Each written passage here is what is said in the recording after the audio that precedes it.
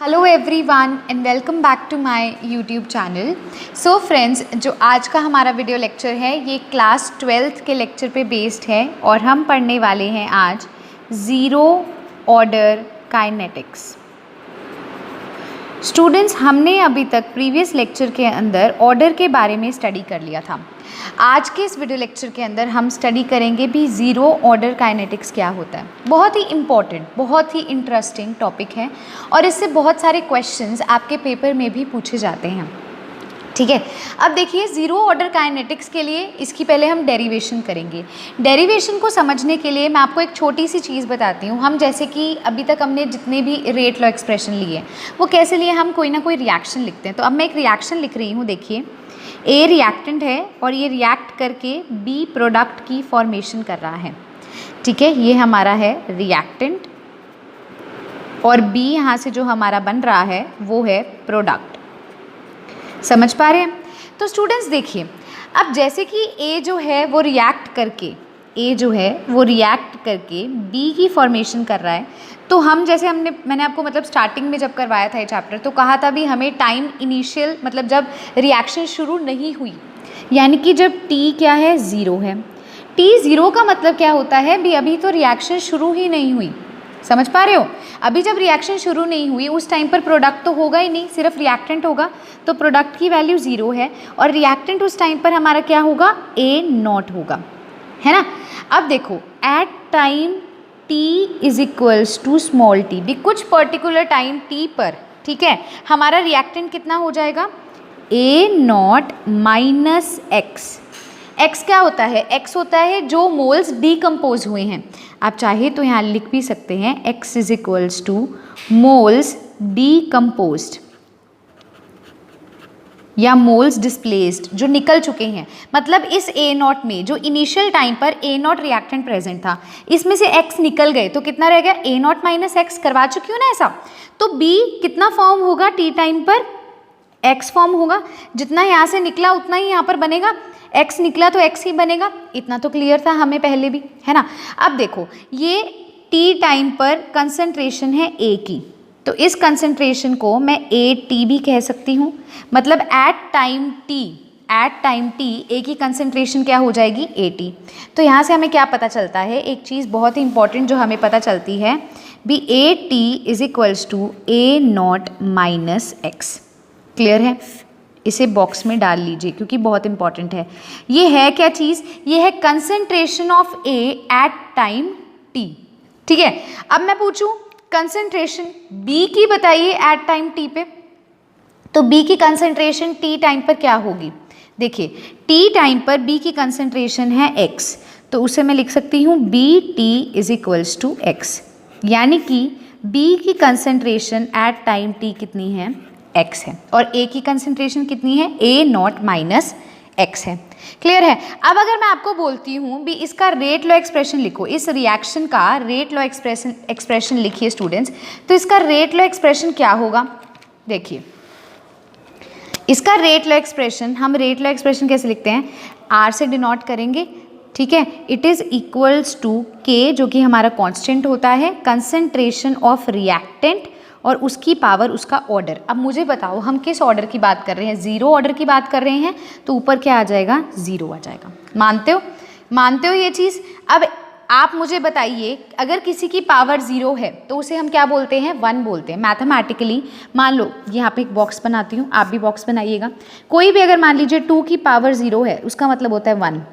कोई भी x है उसकी पावर ज़ीरो है तो उसका मतलब होता है 1। मतलब ये पूरी की पूरी वैल्यू 1 हो गई, तो r इज इक्वल्स टू के इंटू क्या हो जाएगा, 1 हो जाएगा। यानी कि रेट इज इक्वल्स टू के, जो कि हमारा क्या है, कांस्टेंट है। अब ये किसके लिए आया है, ये हमारा आया है ज़ीरो ऑर्डर काइनेटिक्स के लिए, ज़ीरो ऑर्डर रिएक्शन के लिए। तो आप समझ पा रहे हो हम क्या करने वाले हैं, zero order, first order, second order के लिए रेट लॉ के एक्सप्रेशन की हेल्प से उसकी वैल्यूज़ कैलकुलेट करेंगे। हमने यहाँ से ये कैलकुलेट किया भी जो हमारा रेट है वो क्या है, वो एक कांस्टेंट वैल्यू है। अब आप मुझे बताओ इस एक्सप्रेशन से हमें क्या पता चलता है भी रेट जो है वो कंसंट्रेशन पे डिपेंड ही नहीं कर रहा, क्योंकि कंसंट्रेशन तो खत्म ही हो गई ना। रेट किस पे डिपेंड कर रहा है, के पे डिपेंड कर रहा है, और के क्या होता है, कांस्टेंट होता है। मतलब rate will remain constant. Rate क्या रहेगा हमारा? Rate will remain constant. Rate हमारा कांस्टेंट रहेगा। समझ पा रहे हो इस चीज़ को? एक बार मैं आपको फिर से रिपीट करती हूँ, मैंने क्या लिखा। मैंने आपको बोला भी हम जीरो ऑर्डर काइनेटिक्स की बात कर रहे हैं, जहाँ पर ए जो है रिएक्टेंट रिएक्ट करके बी प्रोडक्ट की फॉर्मेशन कर रहा है। मतलब कि क्या है, ए बी दे रहे हैं। अब हमने किसी भी रिएक्शन के लिए क्या लिखना होता है, टी टाइम जब जीरो था उस टाइम पर ए की कंसेंट्रेशन थी ए नॉट और बी की कंसेंट्रेशन थी जीरो। बी की कंसेंट्रेशन जीरो क्यों होती है, मैंने पहले भी बताया था। क्यों? क्योंकि अभी तक कोई रिएक्शन अक्कर ही नहीं हुआ है। वही बात है, मैं किचन में जा रही हूँ, मैं किचन में जाती हूँ कुछ खाने के लिए, ठीक है, अभी मैंने बर्गर बनाया ही नहीं है, अभी मैंने कुछ शुरू किया ही नहीं है, मतलब प्रोडक्ट तो बना नहीं, प्रोडक्ट तो जीरो है, लेकिन ए की कंसेंट्रेशन क्या है, ए नॉट है। और जब रिएक्शन होने लगी तो ए के कुछ मोल्स डिकम्पोज होंगे और वो क्या बनाएंगे, बी बनाएंगे। तो ए के कितने मोल्स डिकम्पोज हुए, एक्स डिकम्पोज हुए और क्या बना, बी बना। तो जितने डिकम्पोज होंगे, एक्स डिकम्पोज होंगे तो एक्स ही बी बनेगा। समझ पा रहे हो? अब मैं आपसे पूछती हूँ भी टाइम टी पे ए की कंसेंट्रेशन कितनी है, तो वो है ए नॉट माइनस एक्स, और बी की कंसेंट्रेशन कितनी है, तो वो है एक्स। याद है ना? अगर मान लो इसके आगे 2 लिखा होता तो यहाँ क्या आ जाता, ए नॉट माइनस 2x। समझ रहे हो ना? वो चीज़ मैंने आपको बता दी अभी। अगर इसका स्टोइक्योमेट्री उसके आगे होता तो हम उसकी वैल्यू लिख सकते हैं इजीली। अब देखिए स्टूडेंट्स, मैंने यहाँ से क्या बताया, अभी रेट लॉ एक्सप्रेशन लिखते हैं। रेट लॉ एक्सप्रेशन क्या होता है, रेट लॉ एक्सप्रेशन हमेशा रिएक्टेंट पे डिपेंड करता है। तो क्या होगा, R इज इक्वल्स टू के इंटू ए की कंसेंट्रेशन के ऊपर उसका ऑर्डर। फॉर्मूला लिखना होता है हमेशा से। फॉर्मूला क्या होता है हमारा, रेट इज इक्वल्स टू के इंटू कंसेंट्रेशन की पावर ऑर्डर। तो कंसेंट्रेशन किसका लेते हैं, रिएक्टेंट का। रिएक्टेंट क्या है, यहाँ पर ए है, उसकी पावर ऑर्डर, ऑर्डर क्या है, जीरो, क्योंकि हम जीरो ऑर्डर काइनेटिक्स की बात कर रहे हैं। तो यहाँ से आर क्या आ जाता है, के इंटू 1। ये चीज़ आपको बता चुकी हूँ, किसी की भी पावर अगर जीरो होती है उसका मतलब होता है 1। यहाँ से क्या आता है, भी रेट जो है वो हमेशा कॉन्स्टेंट रहेगा। रेट किसी भी कंसेंट्रेशन पे, चाहे ए की चाहे बी की, डिपेंड ही नहीं कर रहा, क्योंकि ये चीज़ तो खत्म ही हो गई। समझ पा रहे हो? पेपर में क्वेश्चन आपको जरूर पूछा जाता है भी, आपको मान लो रिएक्शन दे दी जाती है, आपसे पूछता है भी what will be the value of rate, तो आप बताओगे भी रेट की वैल्यू कांस्टेंट है, रेट की वैल्यू चेंज हो रही है, रेट की वैल्यू किस पे डिपेंड कर रही है, तो रेट कांस्टेंट रहेगा। ठीक है, वो कंसंट्रेशन पे डिपेंड नहीं करता। तो यहीं से अगर मैं रेट लॉ एक्सप्रेशन की डेफिनेशन अगर आपको लिखवाना चाहूँ जीरो ऑर्डर काइनेटिक्स के लिए, हम बोलेंगे जीरो ऑर्डर काइनेटिक्स के लिए उसकी डेफिनेशन क्या होगी डियर स्टूडेंट्स? डेफिनेशन इसकी ये होगी be reaction whose rate does not depend upon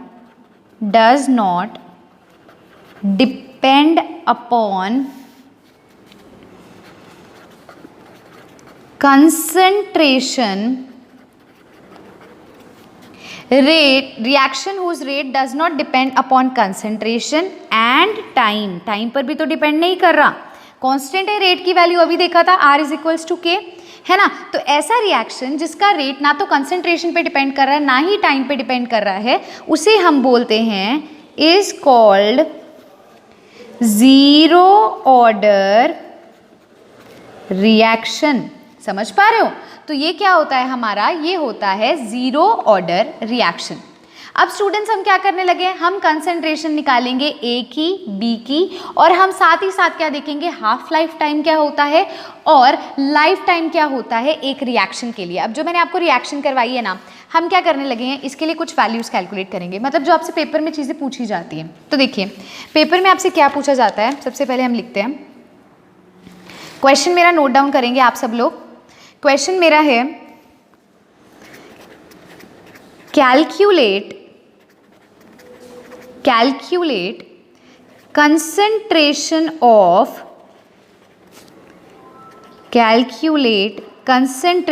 of A and B. A और बी की कंसंट्रेशन आपने बतानी है आफ्टर टाइम टी टाइम के बाद आपने इनकी कंसंट्रेशन बतानी है। और क्या क्या बताना है, और आपने कैलकुलेट करना है हाफ लाइफ टाइम, और क्या कैलकुलेट करना है, लाइफ टाइम रिएक्शन के लिए आपने 3 चीज़ें कैलकुलेट करनी है। पहली चीज़ आपने कैलकुलेट करनी है भी टी टाइम के बाद ए की कंसंट्रेशन कितनी होगी, बी की कंसंट्रेशन कितनी होगी, फिर आपने बताना है हाफ लाइफ टाइम क्या होता है और फिर आपने बताना है लाइफ टाइम क्या होता है। रिएक्शन मैं आपके पास लिख रही हूँ, देखिए फटाफट से। रिएक्शन है हमारी, ए जो है वो बी दे रहा है, यही रिएक्शन है। अब स्टूडेंट्स अभी बता के हटी हूँ, पहले तो हम क्या करेंगे, रेट लॉ एक्सप्रेशन निकालेंगे। ठीक है, देखो अभी निकाला है हमने, टाइम टी जब 0 था, जब रिएक्शन शुरू नहीं हुई, तो ए की कंसंट्रेशन थी A0 और बी की कंसंट्रेशन थी 0। एट टाइम टी, जब टाइम टी हुआ उस टाइम पर ए की कंसंट्रेशन हो जाती है A0 माइनस एक्स और बी की कंसंट्रेशन हो जाएगी x। क्यों? क्योंकि x मोल्स बाहर निकले, तो जितने मोल्स निकलेंगे उतने मोल्स ही बनेंगे। तो a की कंसंट्रेशन t टाइम पर A0 माइनस एक्स हो जाएगी और b की x हो जाएगी। अभी बता के हटी हूँ।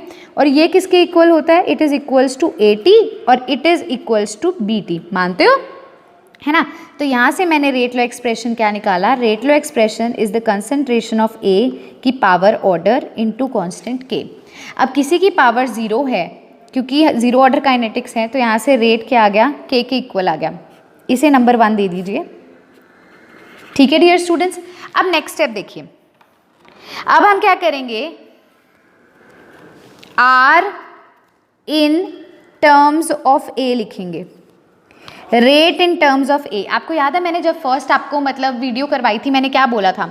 R is equals to minus dA upon dt। Rate क्या होता है? रेट होता है change in concentration upon change in time. याद है? तो इस रिएक्शन के लिए क्या होगा? ठीक है, माइनस dA अपॉन dt, मतलब A की कंसंट्रेशन के अंदर जो चेंज आता है अपॉन dt, यानी कि in this interval of time कितना चेंज होता है, ये होती है रेट। अब R किसके इक्वल है? K के इक्वल है। तो अगर मैं कहूँ, इसे मैं सेकेंड बोल देती हूँ, फ्रॉम फर्स्ट इक्वेशन, जो पहली इक्वेशन है उसमें से हमें पता है भी R जो है वो K के इक्वल है। So K is equal to minus dA upon dt। मानते हो? ठीक है, अब ये क्या होता है? dA change in concentration of A की कंसंट्रेशन में चेंज क्या होगा? A0 minus X minus A0। याद है ना फर्स्ट वीडियो? अगर किसी को डाउट है तो वो फर्स्ट वीडियो खोल के देख सकते हैं। अब देखिए स्टूडेंट्स, मैंने अभी क्या आपको बताया? मैंने आपको बोला बी K is equals to minus dA upon dt हमारे पास आ गया। Change in concentration of A की क्या कंसंट्रेशन में चेंज आ रहा है? K is equals to minus D, change क्या होगा? A0 minus X minus A0, है ना? देखो कैसे मैंने किया, यहाँ देखिए, A0 minus x final minus initial, final concentration minus initial, यानी कि A0 minus X minus A0 हो जाएगा। समझ पा रहे हो? ये आ गया अपॉन हमारा dt, है ना स्टूडेंट्स? तो अब यहाँ से हम इसको क्या लिख सकते हैं? इसको जब सॉल्व करेंगे क्या आएगा? K is equals to minus D, A0 cut गया, माइनस एक्स रह गया अंदर, और यहाँ क्या है? dt। इसे क्या लिख सकते हैं? K is equals to dx upon dt। मानते हो? अब देखो dx अपॉन dt किसके इक्वल है? K के इक्वल है ना स्टूडेंट्स? अब मैं आपको एक बात बोलूँ, यहाँ से dx की वैल्यू क्या होगी? यहाँ से dx की वैल्यू क्या आएगी? dx is equals to K into dt। अब हम करेंगे इंटीग्रेटिंग बोथ साइड्स, दोनों साइड्स को इंटीग्रेट करते हैं तो डेल्टा x का इंटीग्रेशन और k डेल्टा t का इंटीग्रेशन। अब स्टूडेंट्स डेल्टा x का इंटीग्रेशन कहाँ से कहाँ तक होगा? पहले इनिशियली जो हमारी मतलब इनिशियली तो 0 ही था ना, और कितना डिकम्पोज हुआ? x डिकम्पोज हुआ। सिमिलरली डेल्टा t का मतलब कहाँ से हुआ? कहाँ से कहाँ तक? 0 टाइम से लेके t टाइम तक, है ना? तो यहाँ पे क्या आ जाएगा? x की concentration from 0 to x is equals to k तो कांस्टेंट है, बाहर आ जाएगा, t की फ्रॉम t टू 0। अब देखो कहीं अगर कोई मेडिकल का स्टूडेंट है जो ये पढ़ रहा है, जो वीडियो देख रहा है, वो कहेगा मैम यहाँ x से 0 क्यों लिया? आप यहाँ देखिए, पहले 0 था, बाद में x मोल्स डिकम्पोज हुए ना, तो पहले 0 से लिमिट क्या होगी? 0 से लेके x तक। पहले टाइम 0 था, बाद में t हुआ, पहले टाइम 0 था, बाद में t हुआ। पहले वाला नीचे लिखते हैं, फाइनल वाला ऊपर लिखते हैं, इसलिए। उसके बाद इंटीग्रेशन में क्या होता है? कंसंट्रेशन के ऊपर लिमिट्स लिखनी होती है। तो कंसंट्रेशन x है, लिमिट क्या होगी? x और 0। कंसंट्रेशन t है तो लिमिट क्या होगी? t और 0, ऐसे। अब इसको कैसे लिखते हैं? जब भी ऐसे लिखा होता है ना लिमिट में, इसका मतलब होता है फाइनल माइनस इनिशियल। इसका मतलब क्या होगा? k तो कांस्टेंट मल्टीप्लाई में ना, into final minus initial, x minus 0 x और k इंटू टी हो जाएगा। तो यहाँ से हमारे पास एक एक्सप्रेशन आ गया x is equals to K T. इसे नंबर हम क्या बोल देंगे, नंबर 3 बोल दीजिए। ये क्या हो जाएगा, x is equals to K T. ठीक है स्टूडेंट्स, अब पहली चीज़ यहाँ से हमारे पास क्या होगी भी, x किसके इक्वल है, के टी के इक्वल है। तो अब आप मेरे से, मैं आपसे बात पूछती हूँ, आपको याद है मैंने अभी यहाँ पर क्या बोला, a की कंसंट्रेशन क्या होती है, a की कंसंट्रेशन क्या है टाइम t पे, a नॉट माइनस एक्स। उसने यही पूछा ना क्वेश्चन में, calculate the concentration of a and b after time t। After time t क्या कंसंट्रेशन है a की, a नॉट माइनस एक्स, और b की क्या है, x है। x की वैल्यू जस्ट अभी हमने कैलकुलेट किया, कितनी आई है, kt। तो b की कंसंट्रेशन कितनी आ गई, kt आ गई एट टाइम t। अब a की कंसंट्रेशन बतानी है डियर स्टूडेंट्स, तो a की कंसंट्रेशन हम कैसे बता सकते हैं, देखिए a की कंसंट्रेशन एट टाइम t पे क्या होगी, at is equals to a naught minus x, और अभी x कैलकुलेट किया है, x कितना था, kt था। तो इसको यहाँ इक्वेट करो, क्या आ जाएगा, at is equals to a naught minus kt। ये क्या आ गया, concentration of a at time t। ये क्या आ गया, concentration of a at time t। समझ पा रहे हो, सिंपल था। और b की कंसंट्रेशन bt किसके इक्वल है, x की, और x क्या निकला था, kt। तो ये b की कंसंट्रेशन है एट टाइम t। तो पहला पार्ट क्वेश्चन का हमारा जो होपफुली है वो सॉल्व हो चुका है, concentration of a and b after time t, ये हो चुका है। एक बार मैं आपको फिर से सारा बताती हूँ मैंने क्या किया, देखिए स्टार्टिंग से। सबसे पहले उसने हमें क्वेश्चन भी दिया है भी, कंसंट्रेशन निकालिए a की, b की after time t, half life time निकालिए और फुल लाइफ टाइम निकालिए। तो देखो रिएक्शन क्या होती है, ए बी दे रहा है, टी टाइम पर, जब टी टाइम 0 था, अभी रिएक्शन शुरू नहीं हुई, ए की कंसंट्रेशन थी ए नॉट और बी की कंसंट्रेशन थी 0। जब टी टाइम हुआ तो ए की कंसंट्रेशन हो जाएगी ए नॉट माइनस एक्स और बी की कंसंट्रेशन हो जाएगी एक्स। समझ पा रहे हो। अब देखो इसको हम टोटल, मतलब टी टाइम पर है तो इसको बोलेंगे ए टी, जब टाइम 0 था तो इसको ए 0 बोला था, ए नॉट जिसको मैं बोलती हूँ, टी टाइम पे ये ए टी हो जाएगा, और टी टाइम पर ये कितना होगा, बी की कंसंट्रेशन बी टी हो जाएगी। यहाँ से हमने रेट ला एक्सप्रेशन निकाला, ठीक है, तो हम किसी की पावर 0 का मतलब 1 होता है, मतलब आर के इक्वल हो गया। अब आर इन टर्म्स ऑफ ए, मैंने आपको पहले भी बताया था, जब भी हम रेट को कैलकुलेट करते हैं तो रेट क्या होता है, minus D A upon D T, क्योंकि वो रिएक्टेंट की कंसंट्रेशन पे डिपेंड करता है। रेट का क्या होता है definition, change in concentration per unit time, तो change in concentration of A per unit time. अब फर्स्ट इक्वेशन में हमें पता है आर के इक्वल है, तो हम लिख सकते हैं यहाँ पर अगर आर के इक्वल है तो मतलब K is equals to minus D A upon D T, ये हम बहुत इजीली बोल सकते हैं, है ना। अब अगर k minus D A upon D T है डियर स्टूडेंट्स, तो देखो डी ए क्या होता है, change in concentration of A. अब ए की कंसंट्रेशन फाइनल माइनस इनिशियल करेंगे, मतलब A not minus X minus A naught, क्या होगा, A not minus X minus A naught. इसको काट दिया, ए नॉट कैंसिल हो गया, एक्स आ गया, नेगेटिव नेगेटिव मल्टीप्लाई करेंगे तो पॉजिटिव हो जाएगा। तो के यहाँ से क्या आ गया, D X upon D T आ गया के। अब यहाँ से हम क्या करेंगे, डी एक्स की वैल्यू निकालेंगे, तो क्रॉस मल्टीप्लाई करेंगे तो D X is equals to K D T हो गया। इंटीग्रेट करेंगे दोनों साइड्स को, क्योंकि हमें ना वैल्यू निकालनी है एट लास्ट में, और अभी हम सारा कुछ देखो डिफरेंशिएशन की टर्म्स में चल रहे हैं। अब डिफरेंशिएशन को हटाने के लिए हमने क्या किया, उसको इंटीग्रेट कर दिया। जब हम इंटीग्रेट करेंगे दोनों साइड्स को, तो हमने लिमिट देखी x 0 से लेके x तक और टाइम 0 से लेके t टाइम तक, तो ये क्या हो जाएगा, x minus 0 is equals to K constant है into T minus 0। K constant का इंटीग्रेशन के कॉन्स्टेंट है तो बाहर ही आ जाएगा, ठीक है। यहाँ से क्या आ गया, x is equals to K T. X is equals to K T का मतलब क्या हुआ, बी की कंसंट्रेशन टी टाइम पर कितनी आ गई, के टी। कैसे मैंने बोला, क्योंकि बी की कंसंट्रेशन आपको यहाँ बताई थी ना क्या है, x है, और x की वैल्यू क्या आ गई, के टी, तो बी की कंसंट्रेशन भी हमने कैलकुलेट कर ली, के टी। अब क्वेश्चन अराइज करता है ए की कंसंट्रेशन, जो कि हमसे क्वेश्चन में पूछा गया। तो ए की कंसंट्रेशन क्या होती है, ए नॉट माइनस एक्स, एक्स क्या आया था, के टी, उसको पुट कर दिया, तो ये ए की कंसंट्रेशन आ गई एट टाइम टी, और ये बी की कंसंट्रेशन आ गई।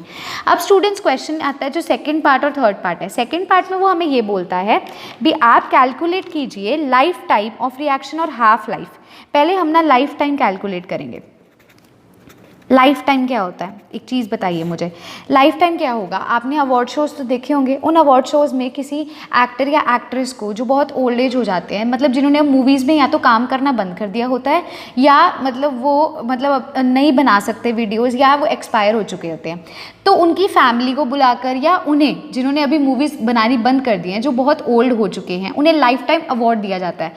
मतलब कि अभी तक मतलब अपने पूरे लाइफ टाइम में, अभी तक अपने पूरे इंटरवल में उन्होंने जो काम किया उसके लिए उन्हें मतलब अवार्ड दिया जाएगा। सिमिलरली एक रिएक्शन का लाइफ टाइम क्या होगा, भी स्टार्टिंग से जब वो रिएक्ट होनी शुरू हुई थी तब से जब वो रिएक्ट हो गई तब तक, उस इंटरवल को बोलते हैं लाइफ टाइम। ठीक है। तो लाइफ टाइम क्या होता है, लाइफ टाइम को हम क्या बोलते हैं, टी के पैर में एल टी। देखो जब मैं बोलती हूँ भी टाइम अभी 0 है तो मैं बोलती हूँ टी के पैर में 0, टी नॉट जिसे मैं बोलती हूँ। जब टाइम टी है तो मैं बोलती हूँ टी के पैर में टी।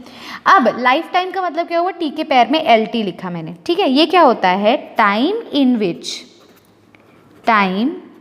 विच 100% ऑफ रिएक्शन, 100% का मतलब पूरी की पूरी होगी ना, 100% ऑफ रिएक्शन गेट्स कंप्लीटेड, पूरी की पूरी 100% हमारी रिएक्शन क्या हो गई, कंप्लीट हो गई। वो क्या कहलाएगा, लाइफ टाइम कहलाएगा ऑफ अ रिएक्शन। समझ पा रहे हो। अब देखो इसको हम कैसे कैलकुलेट कर सकते हैं। देखिए इसका मतलब होता है भी जब हमारा जो कंसंट्रेशन है AT, जो रिएक्टेंट की कंसंट्रेशन है वो 0 हो जाएगी। मैंने ऐसा क्यों कहा, खुद सोचिए। एक रिएक्टेंट है A, वो प्रोडक्ट B दे रहा है। टाइम T 0 था तो रिएक्टेंट A नॉट था और B 0 था। जब टाइम T हुआ तो ये कितना डिकम्पोज हो गया, X मोल्स हो गया, तो इसमें से X माइनस कर दिया और B बन गया। खुद सोचो जब 100% टाइम हो जाएगा, मतलब जब LT हो जाएगा तो रिएक्टेंट तो खत्म ही हो जाएगा ना और प्रोडक्ट बनेगा। मतलब कि जब टाइम फुल हो जाएगा, 100% रिएक्शन हो जाएगी तो रिएक्टेंट तो खत्म हो जाएगा। अब मैं बर्गर खाने लगी हूँ तो बर्गर जब बन जाएगा तो मेरी टिक्की तो पूरी की पूरी खत्म हो गई ना, अब टिक्की बची तो नहीं है ना। लेकिन मिड ऑफ द रिएक्शन में देखती थी तो कुछ अमाउंट ऑफ अभी बन रही थी, पक रही थी। लेकिन जब पूरा कंप्लीट हो जाएगी रिएक्शन, मतलब 100% रिएक्शन हो जाएगी तो रिएक्टेंट नहीं बचेगा, हमारे पास सिर्फ प्रोडक्ट बचेगा। तो उस टाइम पर A नॉट क्या हो जाएगा, मतलब AT हमारा क्या हो जाएगा, 0 हो जाएगा उस टाइम पर। समझ पा रहे हो। अब उस टाइम पर AT अगर 0 हो जाएगा डियर स्टूडेंट्स, तो मैं यहाँ से क्या लिख सकती हूँ, मुझे पता था AT किसके इक्वल होता है, A नॉट माइनस KT के, A नॉट माइनस X के, X KT निकाला है देखो ऊपर, concentration of A at time T। अब टाइम मैंने बोल दिया अभी पूरा हो गया तो मतलब रिएक्टेंट खत्म हो गया तो ये 0 हो गया। 0 is equals to A naught minus KT। यहाँ से क्या आ जाता है मेरे पास, यहाँ से मेरे पास आ जाए KT नहीं लिखेंगे, यहाँ पर हम KLT लिखेंगे क्योंकि लाइफ टाइम पर ये जो है रिएक्शन अकर कर रही है और हमें इसका एक्सप्रेशन निकालना है। तो यहाँ से हम क्या कह सकते हैं, A naught is equals to K into TLT, मतलब लाइफ टाइम वाले टाइम। यहाँ से अगर मैं लाइफ टाइम की वैल्यू निकालती हूँ, टाइम पीरियड, ठीक है, तो ये क्या आ जाएगा, A नॉट बाई K आ जाएगी। क्या आ जाएगा, A नॉट बाई K आ जाएगा डियर स्टूडेंट्स, ठीक है। तो इसको हम इक्वेशन नंबर क्या बोल देंगे, 5 बोल देंगे। तो मतलब अगर आपको कभी पेपर में पूछा जाता है भी किसी भी रिएक्शन का लाइफ टाइम निकालिए, तो आप कैसे निकालोगे, जो उसकी कंसंट्रेशन है उसको उसके कांस्टेंट से डिवाइड कर दो, वो उसका पूरा लाइफ टाइम, मतलब कि कितने टाइम में 100% रिएक्शन कंप्लीट हो रही है। या वो ऐसे भी कह सकता है फाइंड द टाइम, ठीक है, when the reaction will be gate completed in 100%, या फिर टोटल टाइम निकालिए भी जब रिएक्शन कंप्लीट हो गई है। तो आपने क्या करना है, A नॉट अपन K कर देना। क्यों, क्योंकि उस टाइम पर रिएक्टेंट खत्म हो गया इसलिए वो 0 हो जाएगा, रिएक्टेंट 0 हो जाएगा उस टाइम पर। तो AT 0 होगा, A नॉट 0 नहीं होगा, AT 0 होगा। समझ पा रहे हो, उस टाइम पर A की कंसंट्रेशन, AT का मतलब है concentration of A at time T।